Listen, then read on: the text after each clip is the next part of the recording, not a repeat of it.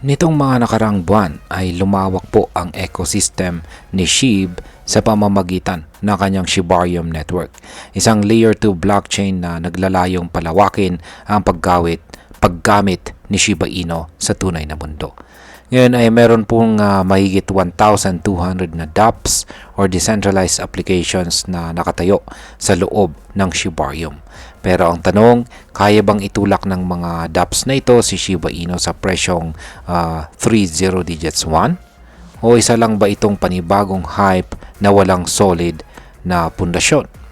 Kaya sa video na ito ay iisa-isahin po natin kung ano ba talaga ang epekto ng Shibarium, bakit po importante ang mga dApps, at kung may pag-asa nga ba itong si SHIB na lumipad ulit. Kaya yan po ang siyang ating pag-uusapan sa video na ito, pero bago po tayo magpatuloy ay pakibasa na lamang po muna ang disclaimer dito sa ibaba ng ating screen.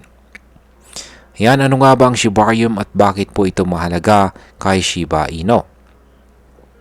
Ang Shibarium ay isang Layer 2 blockchain na ginawa para kay Shiba Inu upang makapag-function po siya ng mas mabilis, mas mura at mas scalable kumpara sa dati po niyang pagiging ERC20 token kay Ethereum. Ang Ethereum network ay kilala po sa pagiging mahal ang gas fees at medyo mabagal kapag maraming gumagamit. Kaya't maraming tulong po ang Shibarium para kay SHIB.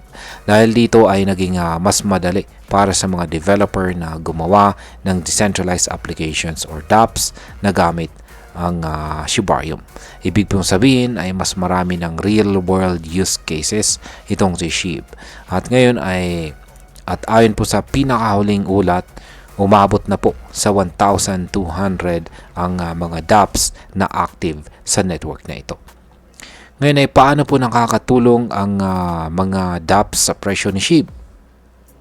Ang dApps ay parang mga negosyo or serbisyo sa loob ng isang digital na mundo.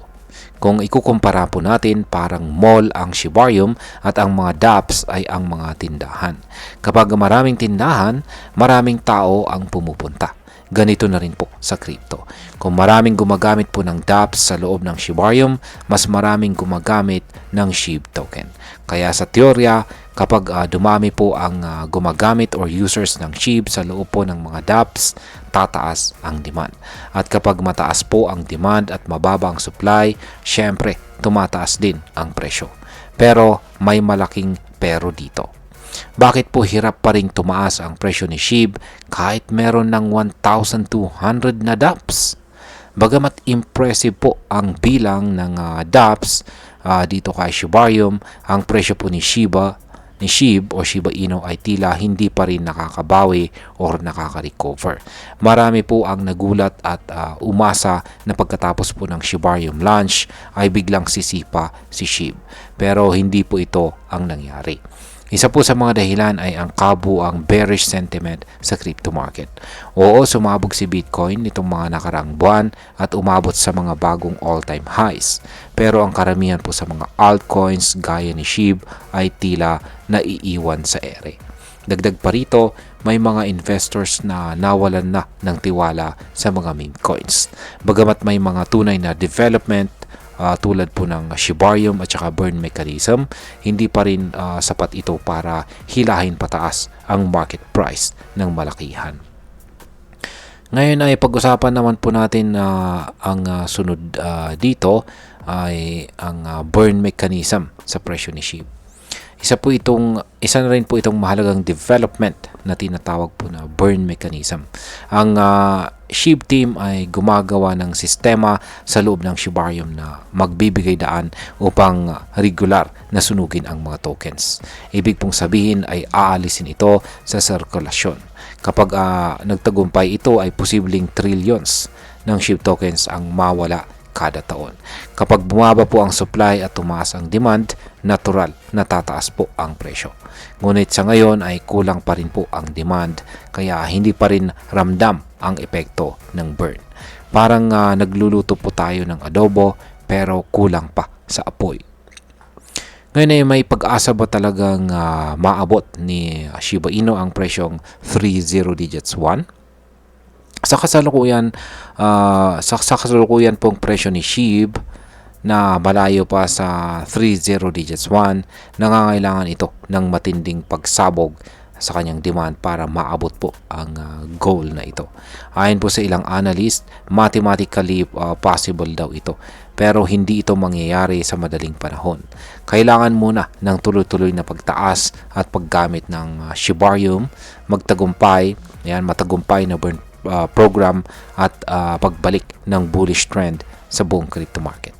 Para bang gusto mong umakyat sa tuktok ng bundok pero wala ka pang sapat na gamit at training.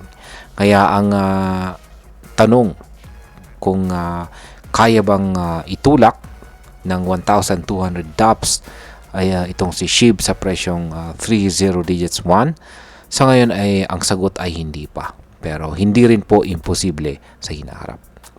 Ngayon ay pag-usapan na po natin ang posibleng epekto nito para sa atin bilang mga Pinoy crypto traders at investors ni Shiba Inu.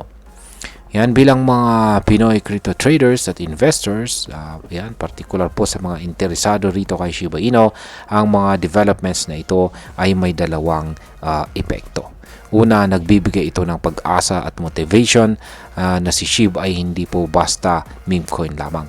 Unti-unti po itong gumagawa ng sarili niyang ecosystem, at pangalawa ay paalala ito na ang hype ay hindi po sapat.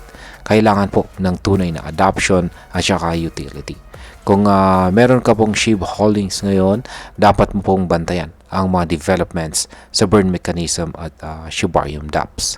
Kung wala ka pa naman nito at balak mo lamang na pumasok, mainam po na pag-aralan mo muna ang galaw ng market at huwag pong basta-basta pumasok dahil lamang po sa hype. At bilang panghuli, ang masasabi ko naman tungkol dito ay para sa akin, nakakabilib po ang ginawa ng SHIB team. Mula po sa pagiging meme coin ay pinilit nilang mag-evolve ito sa isang utility-based asset. Ang pagbuo po ng Shibarium at ng 1,200 DApps ay malaking hakbang. Pero ang tunay na tanong ay kung makukuha nila ang suporta ng masa at mga developers sa mahabang panahon. Kung magpapatuloy po ang innovation, posibleng may magandang hinaharap itong si SHIB. Pero kung walang sapat po na adoption, baka tuluyan po itong maging isa na lamang sa mga libo-libong project sa crypto, dito po sa crypto, na nakalimutan ng panahon. Kaya sa huli ay stay updated po tayo, mag-research at huwag po tayong padalos-dalos sa pag-invest. Tandaan, dito sa mundo ng crypto, ang kaalaman ang tunay nating sandata. At ayun, hanggang dito na lamang po tayo sa video na ito mga ka-crypto. Marami pong salamat sa panonood. Ingat po tayo lagi at God bless po sa ating lahat.